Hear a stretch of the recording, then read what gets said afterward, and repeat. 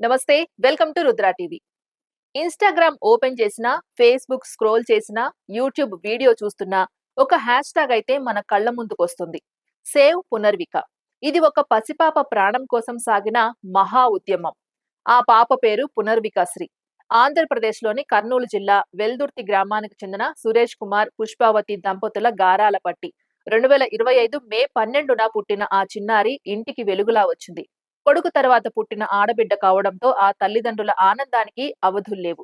కానీ ఆ ఆనందం ఎక్కువ కాలం నిలవలేదు. 6 నెలలు గడిచినా పునర్విక తల ఎత్తలేదు. చేతులు కాళ్ళు కదపలేదు. మొదట బలహీనత అనుకున్నారు.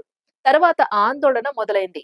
కర్నూలులోని ఆస్పత్రులు, పరీక్షలు, మరింత స్పష్టత కోసం హైదరాబాద్ ప్రయాణం అన్నీ పూర్తయ్యాక చివరకు వైద్యులు ఓ మాట చెప్పారు. ఈ చిన్నారి స్పైనల్ మస్క్యులర్ అట్రోఫీ టైప్ 1 అనే అరుదైన జన్యు వ్యాధితో పోరాడుతోంది అని. ఈ వ్యాధి వెన్నెముకలోని మోటార్ న్యూరాన్లను దెబ్బతీసి కండరాలను క్షీణింపజేస్తుంది. పిల్లలు కూర్చోలేరు, నడవలేరు, చివరికి శ్వాస తీసుకోవడమే కష్టమవుతుంది. మీ బిడ్డ బ్రతకాలంటే ఒక్కటే మార్గం ఉంది. అది జోల్గెన్స్మా అనే జన్యు థెరపీ ఇంజెక్షన్. దాని ఖరీదు దాదాపు 16 కోట్లు అని డాక్టర్లు చెప్పిన క్షణం ఆ తండ్రి కాళ్లు వణికాయి. ఆ తల్లి గుండె పగిలింది. సాధారణంగా కుటుంబానికి 16 కోట్లు అంటే కలలో కూడా ఊహించలేని మొత్తం. కానీ తల్లిదండ్రులు ప్రేమకు సంఖ్యలేంటి? సురేష్ కుమార్ చేతులు జోడించి సోషల్ మీడియాలో ఒక వీడియో పెట్టారు. నా పాపను కాపాడండి అని వేడుకున్నారు. అదే వీడియో వేల షేర్లు దాటి లక్షల మందికి చేరింది. సోషల్ మీడియా మహాశక్తి ఏంటో ప్రపంచం మరోసారి చూసింది. ముఖ్యంగా ఇన్‌ఫ్లుయెన్సర్లు ముందుకు వచ్చి ప్రచారం చేపట్టారు.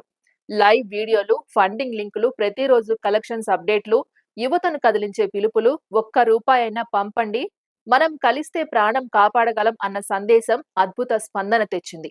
విద్యార్థులు తమ పాకెట్ మనీ నుంచి పంపారు. ఉద్యోగులు ఒక రోజు జీతం విరాళంగా ఇచ్చారు.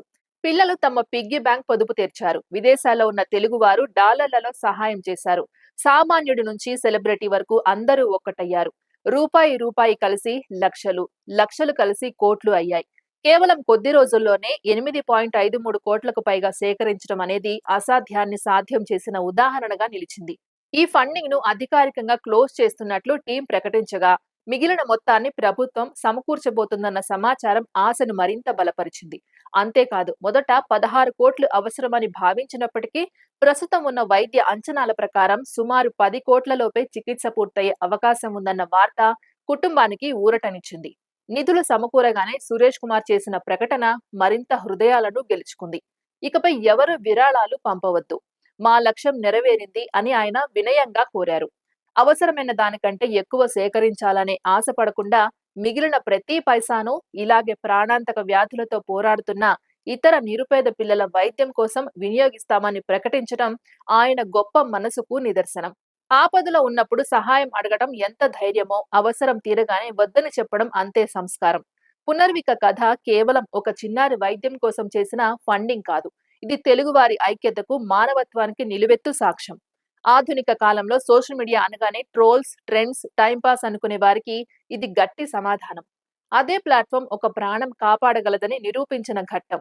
ఒక చిన్నారి శ్వాస కోసం లక్షలాది గుండెలు ఒక్కటై కొట్టుకున్నాయి. ఒక తండ్రి కన్నీటి పిలుపు సమాజాన్ని కదిలించింది.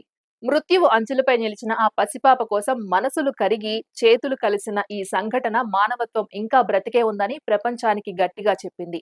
రేపు పునర్విక ఆరోగ్యంగా నవ్వుతూ తల్లిదండ్రుల ఒడిలో కూర్చుంటే ఆ నవ్వులో లక్షలాది మందికి భాగం ఉంటుంది. ఆమె ప్రతి శ్వాసలో సాయం చేసిన ఎంతో మంది ప్రజల దాతృత్వం ప్రతిధ్వనిస్తుంది. ఇది ఇవాల్టి అప్డేట్. మరో అప్డేట్ తో మళ్ళీ కలుద్దాం. అంతవరకు చూస్తూనే ఉండండి రుద్రా టీవీ.